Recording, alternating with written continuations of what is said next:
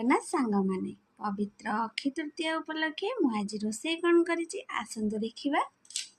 ଅରୁଆ ଭାତ, ତା ସାଙ୍ଗକୁ ଏଇଟା ସାଧା ହରଡ଼ ଡାଲି, କଲରା ଆଳୁ ଚିପ୍ସ, କୋଶଳା ଶାଗ ଖରଡ଼ା ହେଇଛି, ପନିର ଆଳୁ କୋରମା ହେଇଛି। ଆପଣମାନେ ଆଜି ରୋଷେଇ ସବୁ କ'ଣ କରିଛନ୍ତି ନିହାତି କମେଣ୍ଟରେ ଜଣାଇବେ।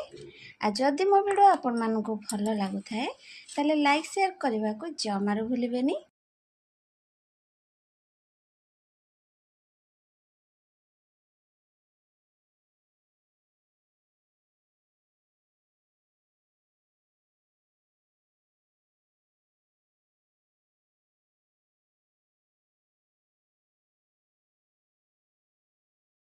ଜଗନ୍ନାଥ ସାଙ୍ଗମାନେ ପବିତ୍ର ଅକ୍ଷୟ ତୃତୀୟା ଉପଲକ୍ଷେ ମୁଁ ଆଜି ରୋଷେଇ କ'ଣ କରିଛି ଆସନ୍ତୁ ଦେଖିବା।